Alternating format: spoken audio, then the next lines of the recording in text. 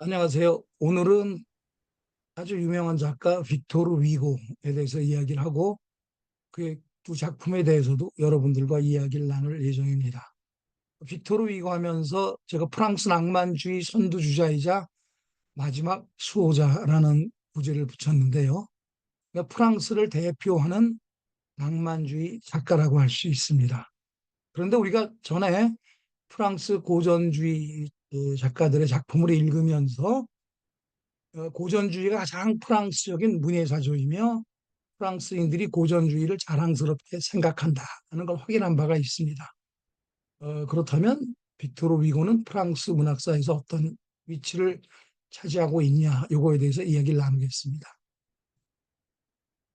프랑스인들이 라신과 함께 고전주의를 굉장히 자랑하는데, 그래도 정작 일반 사람들에게 가장 좋아하는 작가, 가장 좋아하는 프랑스 작가가 누구냐 그러면은 어린 왕자를 쓴 생텍쥐페리와 오늘 우리가 함께 소개하게 될 알아볼 빅토르 위고 두 명을 꼽는 게 일반적입니다. 어린 왕자야 뭐 그 기독교 경전다음으로 전 세계에서 가장 많이 읽힌 그럴 정도로 사람들의 사랑을 받고 있으니 프랑스인들이 생텍쥐페리를 가장 좋아하고 자랑스러워하는 건 어찌 보면 아주 당연한 일입니다. 하지만 고전주의를 자랑스럽게 생각하는 프랑스인들이 빅토르 위고, 낭만주의자인 빅토르 위고를 좋아한다는 건 어찌 보면 역설적이기도 합니다. 빅토르 위고는 고전주의 자체의 반기를 들면서 출발한 작가이기 때문입니다. 프랑스라는 나라가 톨레랑스의 나라라서 한 프랑스적인 그런 기질이나 문인까지도 유연하게 수용한다는 그런 좋은 이해가 될 수 있을지도 모르지만 어쨌든 위고는 전통적인 프랑스적인 정신과는 다른 흐름에 속한다라고 하는 걸 우리가 염두에 두어야겠습니다. 어, 위고는 1827년 자신의 극작품인 크로멜 서문에서 고전주의를 통렬하게 비판합니다.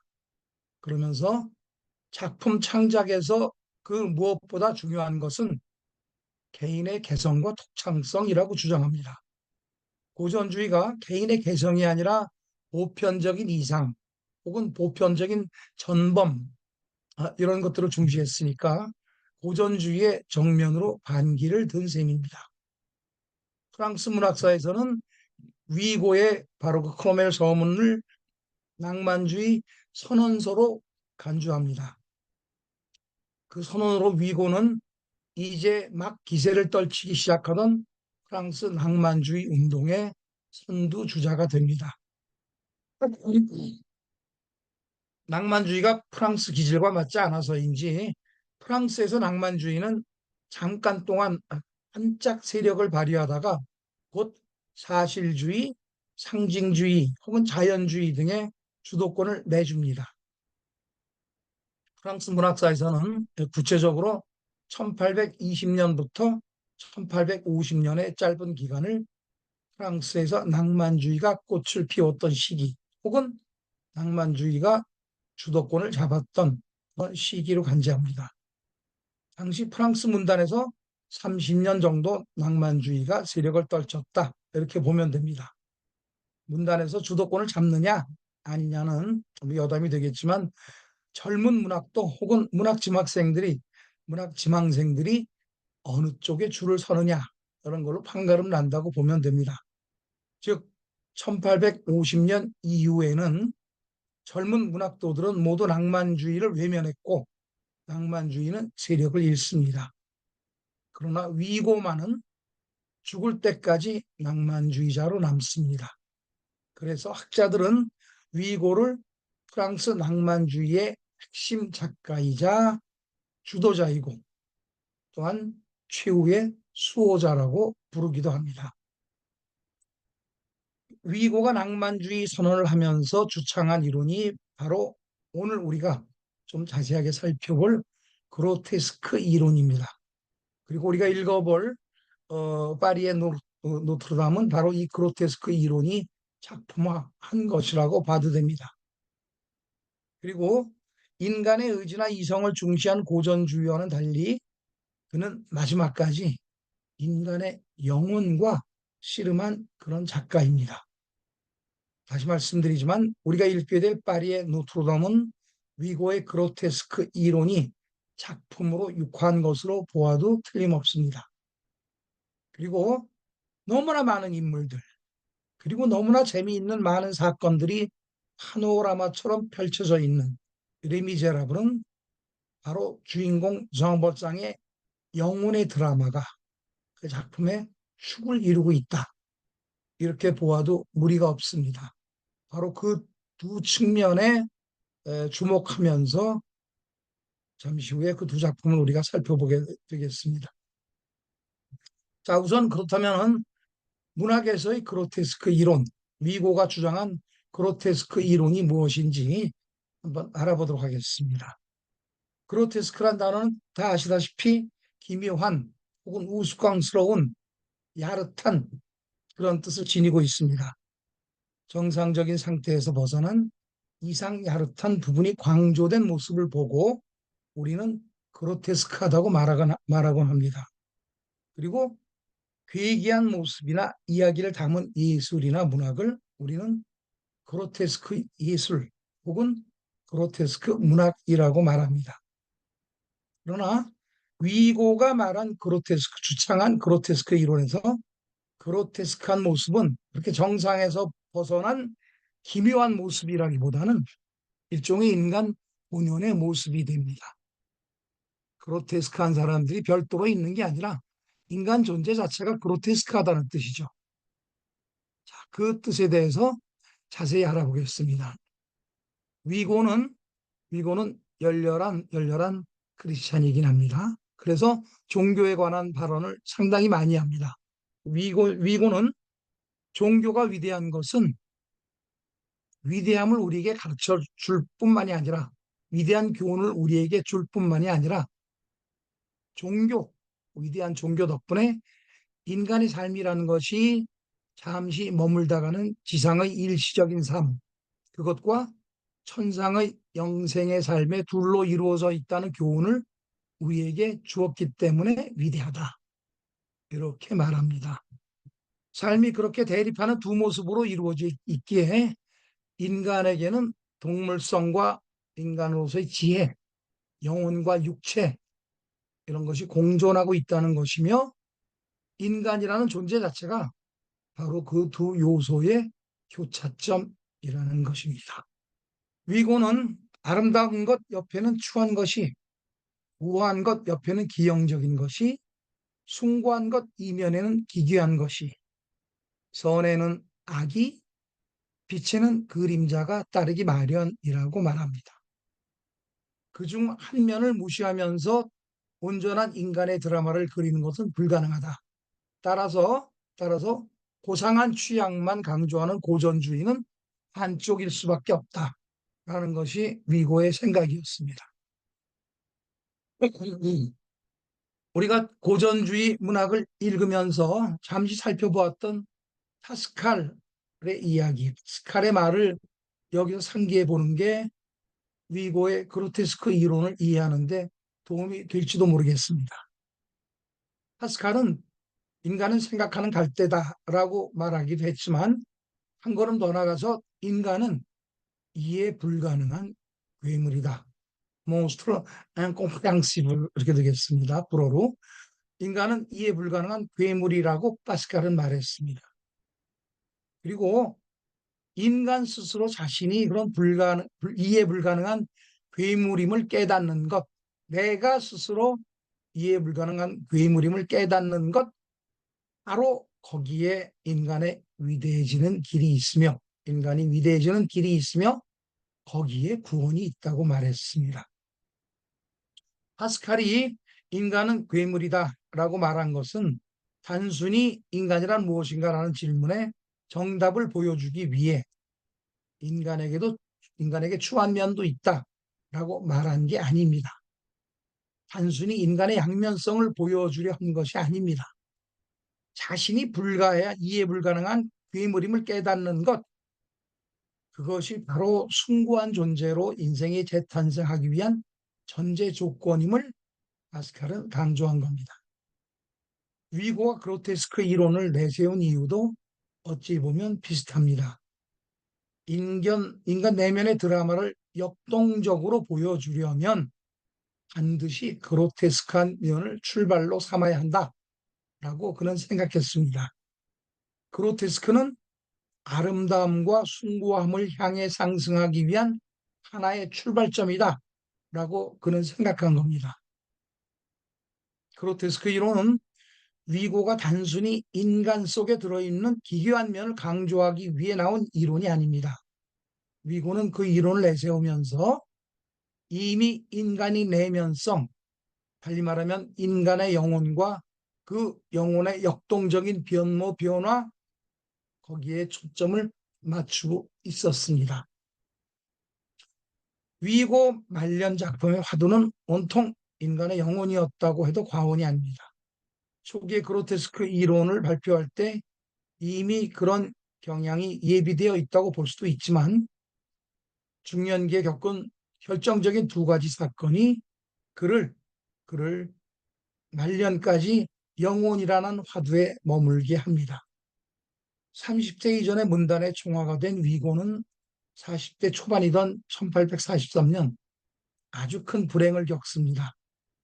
위고가 가장 아끼던 딸이 남편과 함께 사고로 센강에서 익사하는 사건이 벌어진 겁니다. 그 사건은 그를 시리에 빠지게 합니다. 하지만 한창 문단에서 명성을 떨치고 있던 그에게 삶과 죽음에 대해 또한 인간의 영혼에 대해 깊이 성찰하는 그런 계기가 되기도 합니다. 참고로 위고가 레미제라블을 집필하기 시작한 것은 그런 그 불행한 일을 겪은 지 두 해째가 되던 1845년부터입니다. 이어서 위고는 1851년 벨기에로 추방됐다가 영국 해협에 있는 건지 섬으로 가족 모두와 함께 망명하게 됩니다. 정부로부터 반정부 인사로 낙인 찍혔기 때문입니다. 시리와 분노에 찬 망명 생활이었겠지만 인간의 영혼에 대해서 깊이 천착할 수 있는 기회가 마련된 셈이기도 합니다. 자, 그렇다면 위고는 왜 반정부 인사로 낙인 찍혀 망명길에 오를 수밖에 없었을까요? 우리가 프랑스 대혁명 이후에 프랑스 사회의 변화에 대해서 조금 자세히 알아볼 기회를 이번에 갖도록 해보겠습니다. 왜 그가 망명길에 오를 수밖에 없었는지 당시 프랑스 정세를 아주 간략하게나마 살펴보도록 하겠습니다. 잘 아시다시피 프랑스 1789년에 프랑스 대혁명이 일어나고 이후에 나폴레옹이 정권을 잡고 황제 위에 오르는 건 우리가 상식으로 잘 알고 있습니다. 그래서 유럽뿐만 아니라 세계사에 큰 영향을 미쳤던 그런 인물이 바로 나폴레옹이라고 누구나 동의를 합니다. 그리고 그런데 1815년 봄에 엘바 섬을 탈출해 백일 천하를 누렸던 나폴레옹은 그해 6월 워털루 전투의 패배로 완전히 몰락합니다. 그가 세인트 헬레나 섬으로 유배되어 그곳에서 최후를 마친 건 우리 모두 잘 알고 있습니다. 나폴레옹이 완전 몰락한 후 유럽 정세도 요동을 치지만 무엇보다 프랑스 정세는 그야말로 우여곡절을 다 겪습니다. 롤러코스터를 탔다라고 표현하는 게 더 적당할 정도입니다. 나폴레옹이 몰락하자 안두대에서 사라진 루이 16세의 동생인 샤를 10세, 부봉왕조의 샤를 10세가 1824년 왕위에 오릅니다. 나폴레옹이 몰락하자 대혁명 이전의 왕정 복고로 다시 돌아간 겁니다. 우리 어떻게 알 수 있을까요? 아직도 1789년에 일어난 대혁명은 완성되지 않았다라는 사실을 샤를 10세의 집권으로도 알 수가 있습니다. 그렇지만 샤를 10세는 1830년에 일어난 7월 혁명에 의해서 권좌에서 물러나고 루이 필리프가 왕위에 오릅니다. 옛날에 앙시앵리즘의 왕정 복고가 아니라 말하자면 자유주의 부르주아 세력을 중심으로 한 이펀 왕정이 7월 혁명에 의해서 시작되었다. 왕정이 사라지진 않았지만 이펀이 강조된 이펀 왕정이 7월 혁명에 의해 시작됩니다. 하지만 루이 필리프 왕도 1848년에 발발한 2월 혁명에 의해 쫓겨납니다. 학자들에 따라서는 1789년에 일어났던 프랑스 대혁명이 48년의 2월 혁명으로 완결되었다. 이렇게 말하는 학자들도 있습니다. 왜냐? 2월 혁명 이후에 왕정이 완전히 무너지고 공화정이 성립된 것입니다. 프랑스 대혁명 이후에 제1공화정이 잠시 세워졌었기에 그거를 제1공화정이라고 그러고 이번에 2월 혁명에 의해 세워진 공화정을 우리는 제2공화정이라고 부릅니다. 12월에 치러진 선거에서 그리고 그 제2공화정 수립된 이후에 12월에 치러진 선거에서 나폴레옹의 조카인 루이 나폴레옹이 대통령으로 당선됩니다. 그 시기에 위고는 공화정이 수립되었던 당시죠. 루이 나폴레옹을 열렬히 지지했습니다. 그런데 대통령이 된 루이 나폴레옹이 요즘식으로 표현하면 반동의 길을 겪습니다. 1851년에 친위 구테타를 일으켜서 의회를 강제 해산하고 대통령을 정점으로 하는 독재 정치를 펼칩니다. 그리고 1852년 12월에 제국을 선포하고 나폴레옹 3세로 즉위합니다. 숙부인 나폴레옹 1세의 전철을 그대로 밟은 거지요. 어쨌든 친위 쿠데타, 그다음에 황제 즉위 이 모두 국민 투표를 통해 압도적인 지지를 받았기에 가능했다는 사실이 아이러니처럼 여겨지기도 합니다. 참고로 나폴레옹의 아들 샤를 나폴레옹은 황제에 오른 적이 없이 사망했지만 루이 나폴레옹은 그를 나폴레옹 2세로 추존하고 자신을 나폴레옹 3세라 칭했습니다. 나폴레옹 1세 다음에 즉위한 나폴레옹 3세가 자신을 3세라고 칭한 이유입니다. 자, 우리 이제 위고 얘기를 해야죠. 루이 나폴레옹이 독재 정치를 펼치자 위고는 격렬하게 정부를 비난합니다. 이어서 그는 반정부 인사로 낙인 찍혀 벨기에로, 이어서 영국 해협의 작은 섬으로 피신합니다.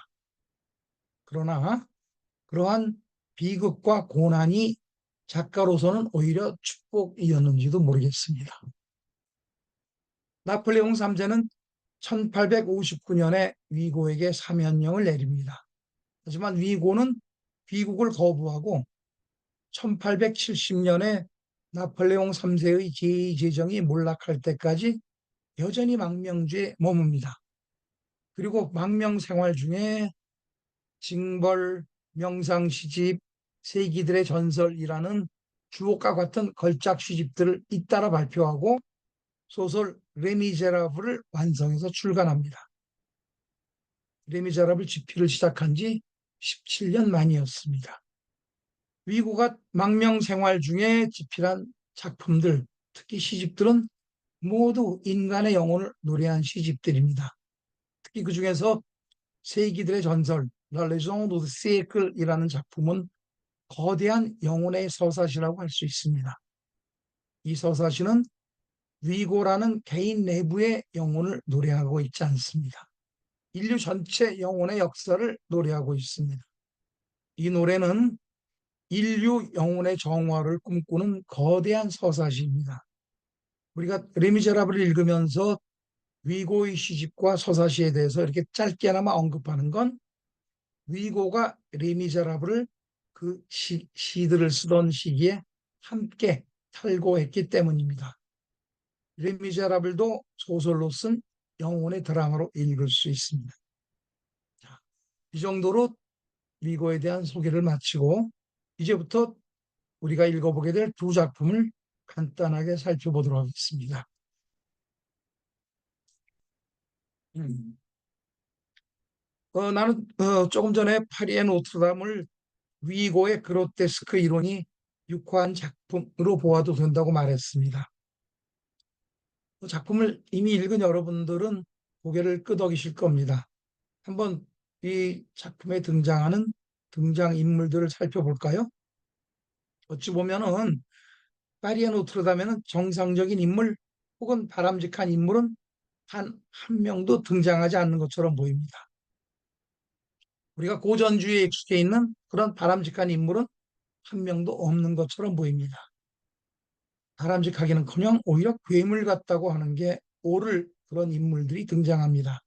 우선 작품의 주인공이라고 할 수 있는 과지모도를 볼까요? 그의 겉모습은 사람이라기보단 괴물에 가깝죠. 누구에게나 혐오감을 주는 그런 인물입니다. 그뿐인가요?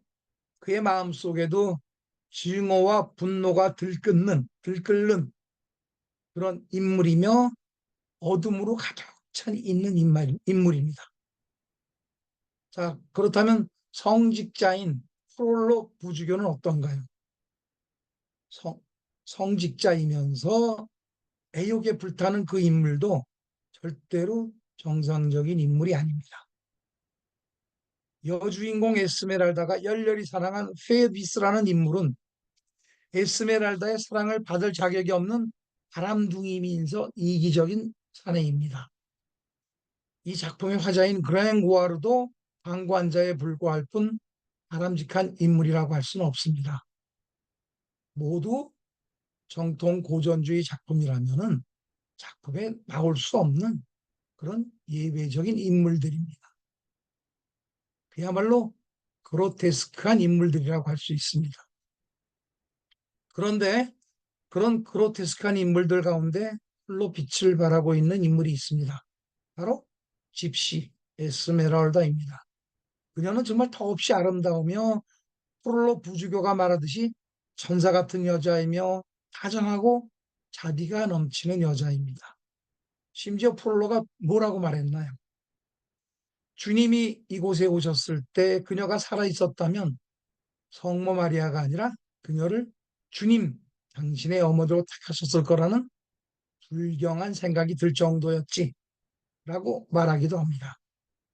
그러고 보니까 이 작품의 제목 자체가 그녀를 지칭하는 게 아닌가 이런 생각도 듭니다. 노트르담은 작품의 무대인 노트르담 성당을 지칭하기도 하지만 성모 마리아라는 그런 뜻도 지니고 있습니다. 이 작품의 원제목인 파리의 노트르담을 노트르담의 꼽주로 번역한 사람도 있지만 제목 자체가 지닌 상징적인 의미를 반감시키고 있는 것처럼 보입니다. 아무리 보아도 작품의 중심에 에스메랄다 그녀가 있는 것처럼 보이기 때문입니다. 꼽축 가지모도도 시인 그랭고아르 성직자인 프롤로 부주교 이런 사람 모두 장교인 페비스와 함께 그녀의 주변을 돌고 있는 그런 인물들입니다. 그녀는 집시고 춤추는 여자이면서 동시에 성모 마리아처럼 빛을 발하는 여자이기도 합니다. 그녀의 그 투명하고 눈부신 아름다움은 작품 속에 등장하는 두 명의 인물을 완벽하게 변화시킵니다. 엄격하고 근엄하고 우물한 성직자 프롤로를 욕망의 지옥에 빠지게 합니다. 일종의 저주받은 사랑에 빠지게 하지요. 프롤로 부지교에게 사랑은 축복이 아니라 저주라고 할 수 있습니다. 한편 에스메랄다는 꼽추까지 모두도 변화시킵니다. 고립 속에 살면서 증오와 적의에 가득 찼던 카지모도 어둠으로 가득 찼던 카지모도도 그 내면에 에스메랄다의 빛이 스며듭니다. 그리고 그 빛이 그의 마음속 어둠을 씻어냅니다. 그녀 자체가 그렇게 이중적인 존재입니다. 한 명은 저주받은 사랑에 빠지는가 하면 한 명은 어둠을 몰아내고 밝은 빛으로 가득 차게 해줍니다. 천사이면서 악마이고 구원자이면서 또한 유혹자입니다. 게다가 그녀는 자신이 그렇게 큰 영향을 미친 두 인물에게는 아무런 관심이 없습니다. 그녀가 좋아하는 사람은 페비스입니다. 페비스라는 이름은 태양신 포비우스에서 따온 겁니다. 에스메랄다는 그 헛된 사랑에 목숨을 겁니다. 어찌 보면 그녀 역시 그로테스크하기는 마찬가지입니다. 그렇게 그로테스크한 인물들이 벌이는 드라마에 구원은 없을까요? 진정한 사랑은 없을까요? 있습니다. 작품의 결말에서 살아있는 까지모도는 죽은 에스메랄다와 결혼합니다. 죽은 여자와 산 남자의 결합은 죽음과 삶의 신비한 결합입니다.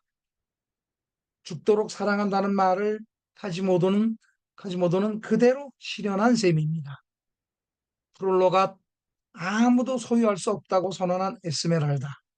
그녀를 카지모도는 죽음을 통해 영원히 소유합니다.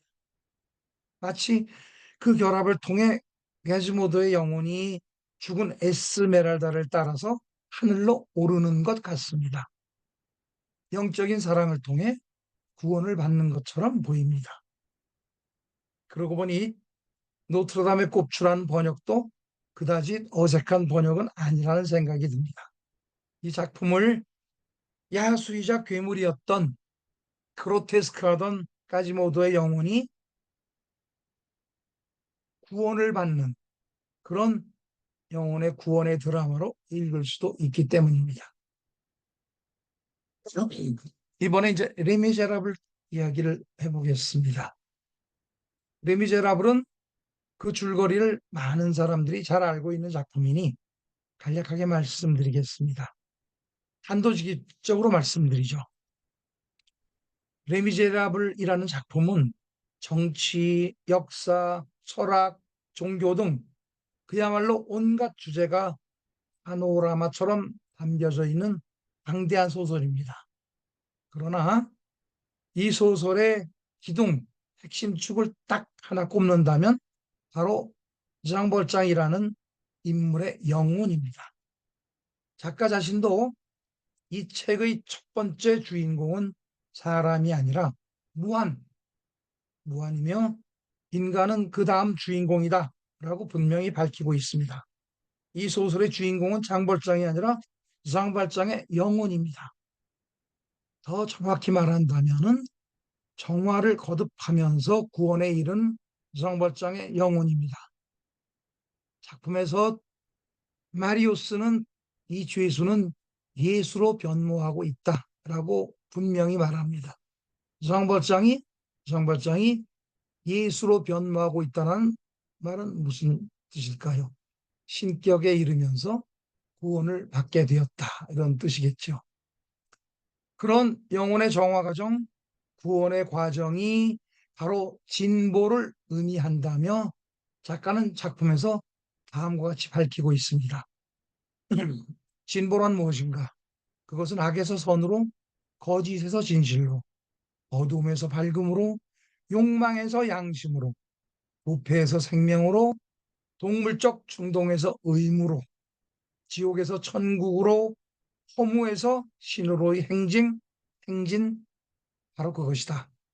출발점은 물질, 도착점은 영혼, 시작은 히드라 같은 괴물, 결말은 천사. 그런 영혼의 진보 과정은 절대로 쉬운 과정이 아닙니다. 혼란과 회의와 갈등이 언제나 함께합니다. 자연스러운 진보 과정이 아니라 혼란과 회의와 갈등의 극복 과정이며 회심의 과정이기도 합니다. 그리고 작품에는 무상발장의 그런 갈등, 회심의 과정이 여러 사건을 통해서 분명하게 드러나 있습니다. 애초에 장발장은 사회를 향한 증오심에 불타고 있었습니다. 빵 한 조각 훔쳤다는 혐의 때문에 19년을 형무소에서 보냈으니 너무나 당연한 일입니다. 거기다, 거기다 하층 민으로서의 사회를 향한 분노, 증오심이 분명히 있었을 겁니다. 그런 그가 미리엘 주교의 용서와 자비를 겪고 혼란에 빠집니다. 이후 장발장 영혼의 진보 과정은 혼란과 갈등의 극복 과정 그 자체입니다. 그리고 매번 결단에 의해서 영혼의 진보 과정을 겪습니다.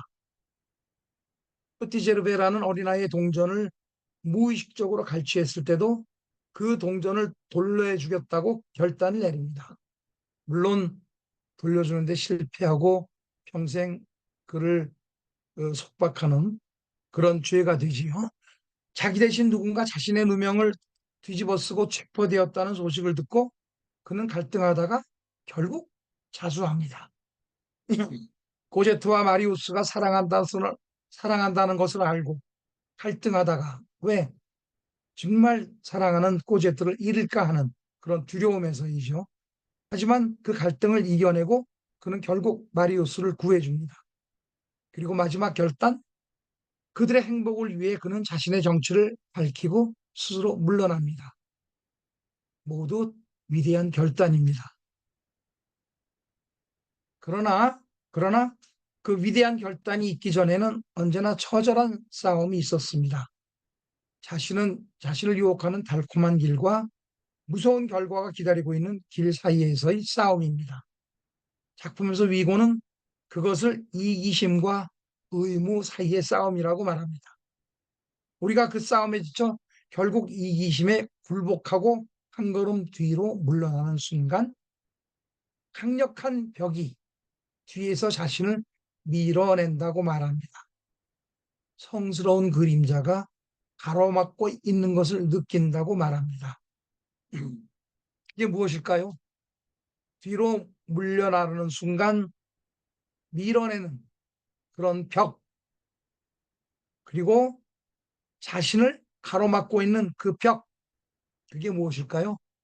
바로 양심이고 하느님입니다.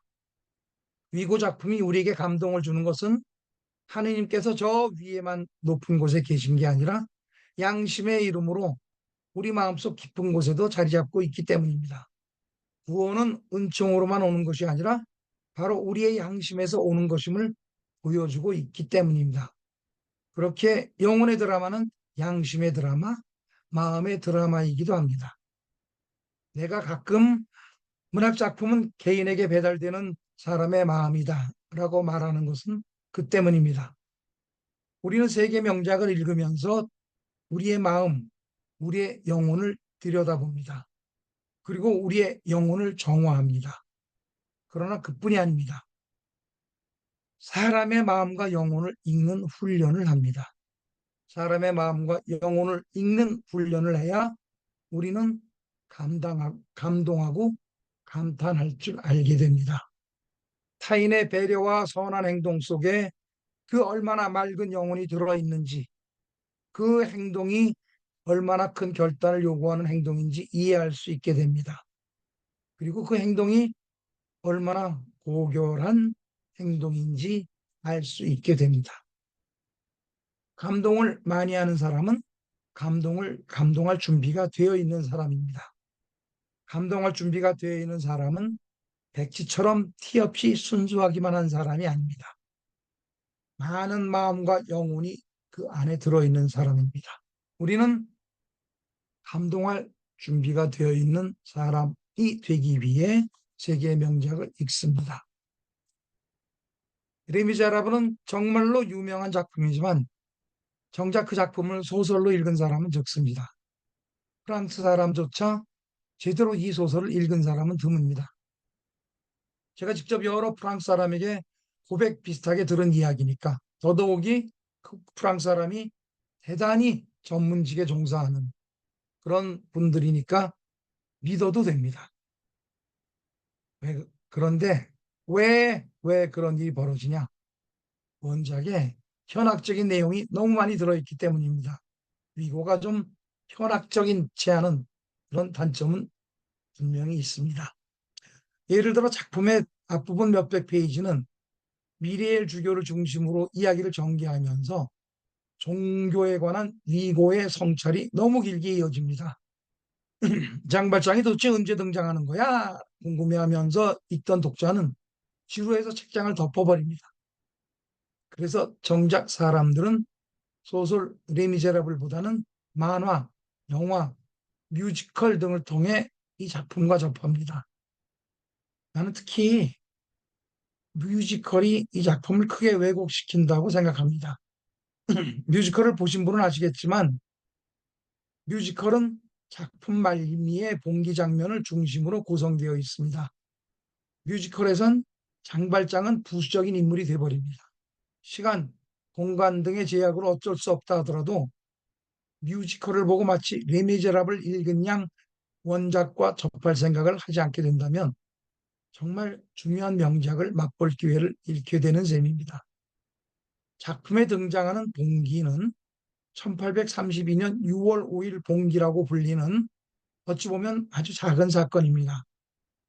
1830년의 7월 혁명과 1848년의 2월 혁명 사이에 파리에서 여러 차례 일어났던 소규모 봉기 중의 하나입니다.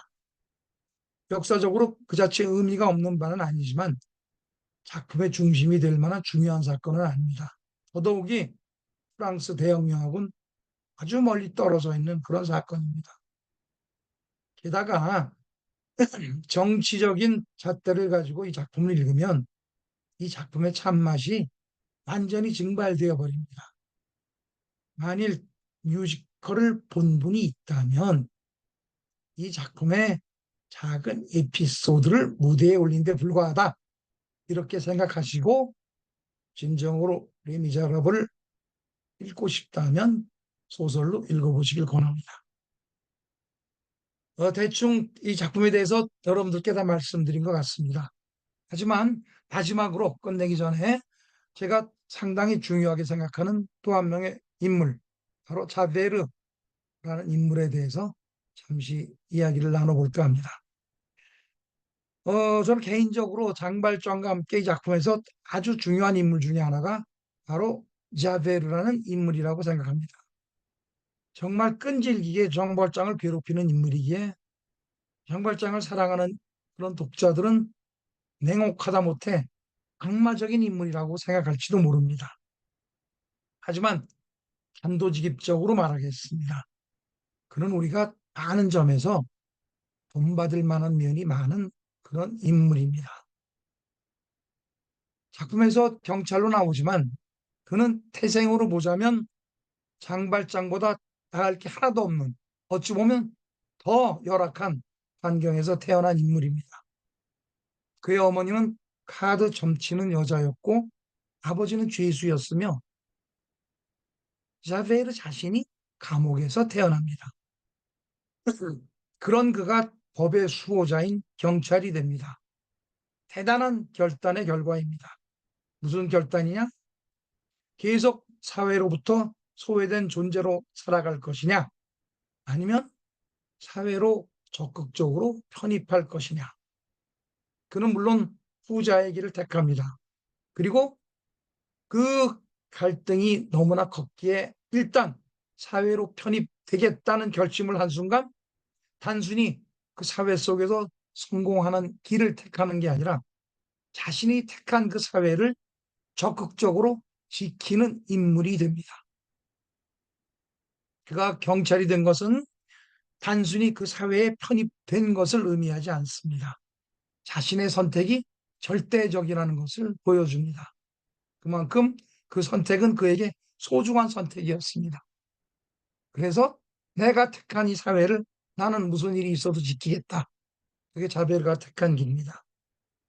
그는 자신의 선택 자체를 존중하는 만큼 자신이 선택한 대상인 사회를 존중해야만 합니다.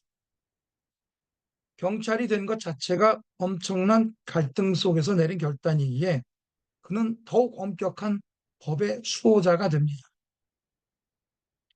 그가 국가의 법 질서에 반하는 모든 인간에 대해 철저한 적개심을 품는 것은 그 결단 이전의 자기 모습, 그가 버리고 온 길에 대한 증오심 때문입니다. 자, 그런 그가 자살을 합니다. 뭐 때문일까요? 장발장이 보여준 용서와 희생과 사랑이 자신이 목숨보다 중시한 법질서보다 우위에 있음을 깨달았기 때문입니다. 그렇다면 장발장의 길을 갈 것이 왜 자살을 하느냐? 절대로 그는 장발장의 길로 갈 수가 없습니다. 왜? 법을 향한 그의 믿음이 너무나 철저했기 때문입니다. 그의 자살은 법을 향한 그의 믿음이 그 얼마나 철저했는지를 역설적으로 보여주는 행동입니다. 죽음도 마다 않는 그런 신념이기에 그는 죽음을 택합니다. 이 세상에 나의 신념보다 더 우위에 있는 것이 있다. 그러나 나는 신념을 버릴 수 없다. 따라서 나라는 존재는 이 세상에 존재할 이유가 없다. 혹은 의미가 없다. 라는 것이 그의 자살을 설명할 수 있는 하나의 방편이 될지는 모르겠습니다. 그에게 법은 단순히 지켜야 할 그 무엇이 아니라 자베르라는 인물의 존재 의미 자체였기 때문에 그는 자살을 합니다. 자베르 형사의 자살은 신념의 포기를 의미하지 않습니다. 오히려 그가 얼마나 그 신념에 투철한 인물이었는가를 우리에게 보여줍니다. 자베르 같은 그런 굳은 신념까지는 아니더라도 법치주의를 존중하는 인물이 정말 그리워지는 우리의 현실이기에 제게는 자베르라는 인물이 더욱 돋보입니다. 아마 자베르라는 인물 자체를 두고 여러분은 열띤 토론을 벌일 수도 있겠다라고 저는 생각합니다. 오늘 좀 길어졌습니다. 이만 마치겠습니다. 감사합니다.